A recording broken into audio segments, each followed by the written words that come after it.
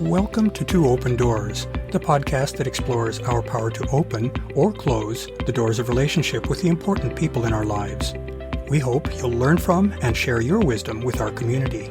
Thanks for joining us. In previous posts, we've been exploring the nature of human relationship and the ways in which people can develop deep emotional connections with one another. We've taken a look at what love entails and how attachment and commitment play into that. In this post, we'll start to look at how deep human connections can be expressed. As we've seen, deep connections can occur on different planes: mental, physical, emotional, and spiritual. We can also look at these planes in a different way, as expressions of sensuality, sexuality, and intimacy. Let's consider this perspective more thoroughly. Sensuality, sexuality, and intimacy are really different things. Sensuality and sexuality exist on the plane of physical experiences, while intimacy is an emotional experience. Turning to sensuality, that is a term that describes all of the many ways in which we humans can experience the world that's brought to us through our senses. Those senses include vision, hearing, taste, and touch, as well as the many other subtle sensations that let us connect with the world around and inside us.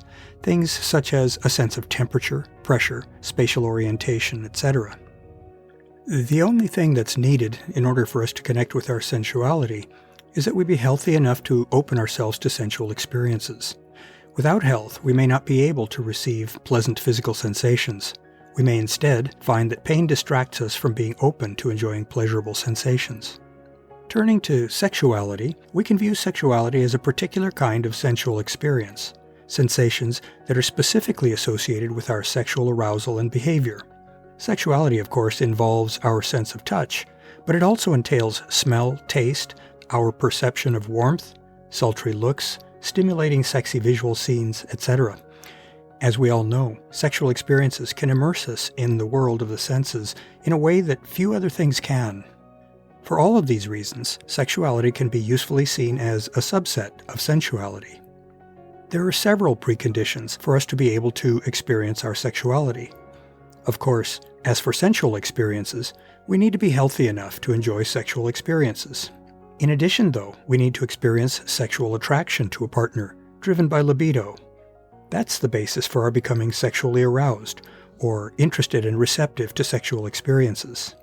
Sexual chemistry is a sometimes mysterious combination of sensual circumstances and personal traits in our partner, which can draw us into wanting to connect with them physically. As most of us have experienced, the resulting allure can seem irresistible and attention-gripping. Our experience of sexuality requires a couple of additional preconditions. In addition to being sexually drawn to a partner, we need to share a common sexual perspective with them.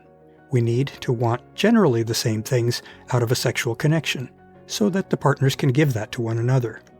That includes enthusiastic mutual consent and a shared desire for a particular kind of sexual experience. Sharing satisfying sex with a partner also requires that the partners both have at least a basic level of sexual competence. Both need to understand how sex works so that they can give themselves over to the experience. They also need to know how to physically please one another. Since each human body is unique, sexual partners need to learn their own and their partner's sexual preferences and responses. This pleasure mapping process is an important part of partners' sexual competence. Let's turn now to considering what intimacy might be and how it works. Intimacy allows us to have heart connections with others. Unlike sensuality and sexuality, which are physical experiences, intimacy is primarily a matter of the emotions.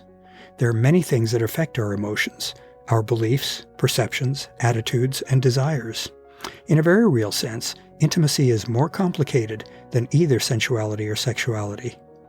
Just as a satisfying experience of sensuality and sexuality require physical health, experiencing intimacy requires emotional health. Psychological trauma can create fear and erode trust in a partner. That can focus a person on preserving their personal safety, thus reducing their ability to reach out to establish an emotional connection with others. Emotional health includes a well-developed ability to understand others and to know how human interactions work. Without emotional intelligence, empathy is impossible, as are accurate expectations for how to initiate contact with others and how to respond to overtures from them. Being in touch with our emotions is also necessary for deep connection. Without such awareness, we're unable to share our inner state with our partner, and we're unable to understand their inner reality. Intimate connection requires that both partners have an interest in establishing a relationship. Intimacy requires trust and a willingness to be vulnerable in opening oneself to another person. For some, the potential benefits of an intimate connection may not be deemed to be worth the risks that come with being trusting and vulnerable. Intimacy can sometimes seem at least a little bit scary. In intimate connections, the two partners open themselves to be seen and known deeply by one another. Intimacy requires a high degree of fit with one another. That fit includes compatibility on the plane of personality and on the plane of sexual orientation. In essence, the partners in an intimate connection share their full identity, who they are, with one another. Our body is one important aspect of who we are as a person. Body image is thus a significant aspect of self-identity.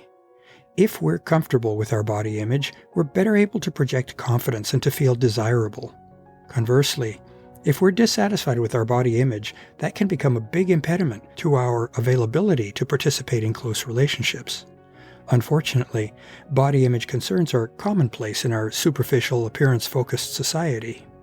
Women and men alike are bombarded with media images of what a, quote, perfect body looks like, and we're driven to pursue body image that is often unrealistic and unattainable. Unfortunately, the resulting worries over our physical appearance can undermine our ability to reach out to others for deep connection. It's hard to reach out to others if we're not comfortable with ourselves. Creating and maintaining a successful deep connection with another person requires a degree of competence in the art of partnering. That art includes a proficiency in clear and honest communication, sensitivity to a partner's desires, needs, and preferences, an ability and willingness to negotiate and compromise in balancing personal desires with a partner's desires, and a lack of negative sexual beliefs and attitudes which could potentially block our sexual expression. Perhaps most importantly, deep human connection is marked by the feelings of caring and affection that motivate one's desire for intimate connection with a partner. An interesting question arises regarding intimacy. Does an intimate connection always entail interest in a physical, sensual, and perhaps sexual connection? That may be the case, but it is certainly true that some people, such as asexuals, put little or no emphasis on physical aspects of relationship. That may not be a contradiction, though. Those who seek an intimate emotional connection with another person almost certainly feel tenderness and affection for that person. Such feelings are usually conveyed through touch, though not necessarily through sexual touch. The goal of intimacy is deep connection with another person, and our physical nature is a fundamental part of who we are. Thus, it seems likely that all intimate emotional relationships include varying degrees of interest in a spectrum of corresponding physical connections. And now let's consider what sort of common ground might exist between sensuality, sexuality, and intimacy. They share something in common, an openness to experiences. We humans are intensely social creatures, and few things in life can engage us as fully as can deep relationships. When we share sensual or sexual physical experiences, our senses come fully alive. When we engage in a deep emotional connection with another person, our minds and emotions light up.